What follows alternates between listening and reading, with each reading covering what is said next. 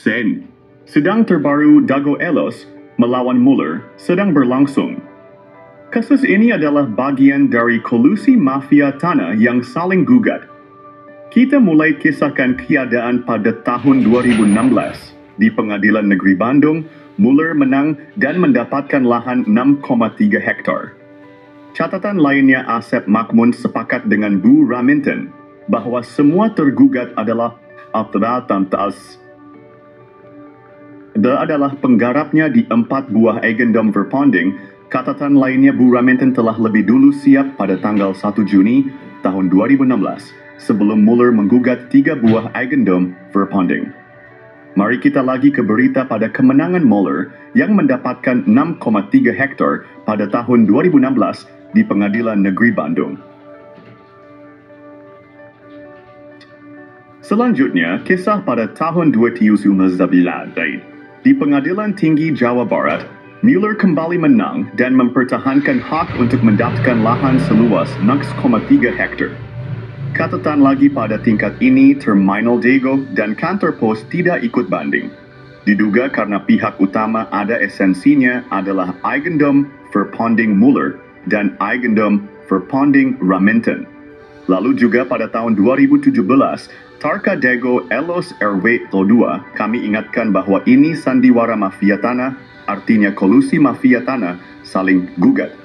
Bahkan Asep Makmun juga pernah kami ingatkan masalah hak batas wilayah, batas tanah, dan hak tanah pada tahun 2007 dan atau juga pada tahun 2012 yang mana diketahui oleh Lurah Dago beserta jajarannya.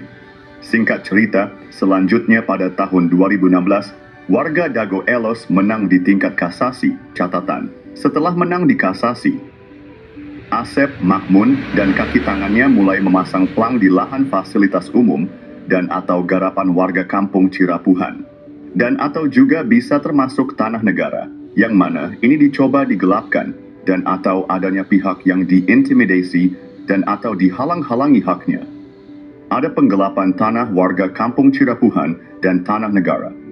Lalu Asep Makmun dan kaki tangannya memasang plang di fasilitas umum dan tanah negara dan juga berdampak pada kami dan kelompok kami. Catatan penting, ini bukan kali pertamanya aksi Asep Makmun dan jaringannya melakukan ini.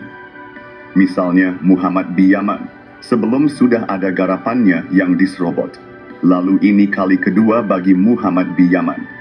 Catatan, mungkin beda cerita bila mana ikut gabung dengan jaringan mafia tanah ini pada sekitar tahun 2008. Jaringan ini menawarkan kerjasama.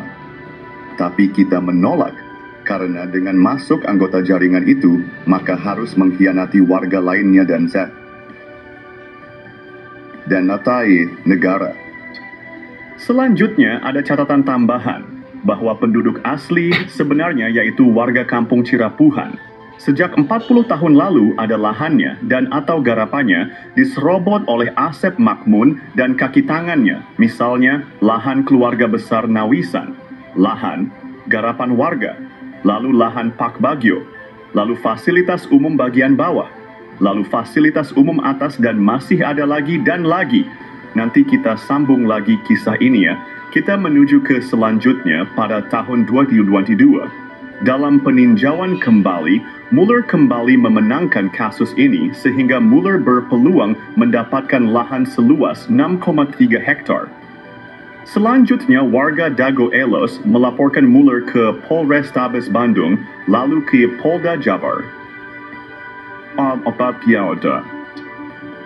Singkat cerita, pada 3 Maret 2024, ada pertemuan yang dihadiri Bu Lurah beserta jajarannya dan warga kampung Cirapuhan. Juga turut hadir perwakilan Dago Elos, Saudara Angga, Ade Suherman, dan beberapa rekannya. Lalu kami ingatkan adanya Bu Raminten yang juga pegang hak Eigendom Verpanding, dan selain itu ada pihak-pihak lainnya yang belum muncul di publik. Hal ini sempat kami sampaikan di blog atau video kami versi Kampung Cirapuhan dan atau Nawisan Kurma dan atau Dago 7 jam film dokumenter. Lalu pada pertemuan 3 Maret 2024 tersebut, beberapa warga Kampung Cirapuhan marah karena ada pihak yang memaksa meminta fotokopi sertifikat. Catatan penting bahwa penduduk aslinya pemilik sertifikat SHM ada di Kampung Cirapuhan RW 1, bukan di Dago Elos. Silakan simak dalam berita, bisa jadi esensi yang disampaikan beda lagi.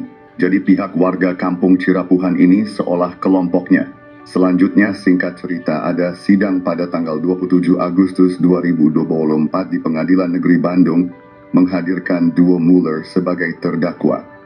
Lalu warga Kampung Cirapuhan yang punya sertifikat tadi dan kemudian diminta fotokopiannya itu, lalu disuruh bersaksi. Mari kita kembali ke poin pada tahun 2019. Kira-kira apa yang didapatkan oleh warga Dago Elos? Dari kisah ini sudah janggal ya. Setelah kasasi tahun 2016, warga Dago Elos menang.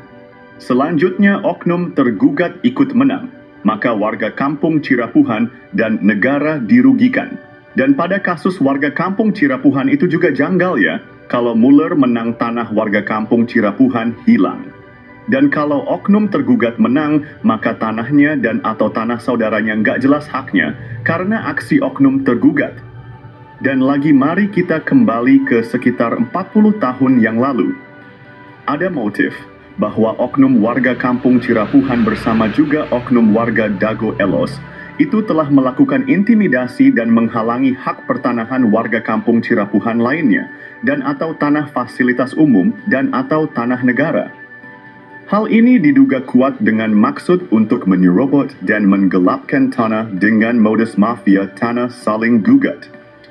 Sedikit kita ulas tahun 1967 bahwa objek lahan warga Dago Elos hanya sekitar 5,4 meter. Selanjutnya praktik penyerobotan dan atau penggelapan tanah dengan cara intimidasi, berkolusi dan atau menghalang-halangi warga penduduk asli dan kelompoknya.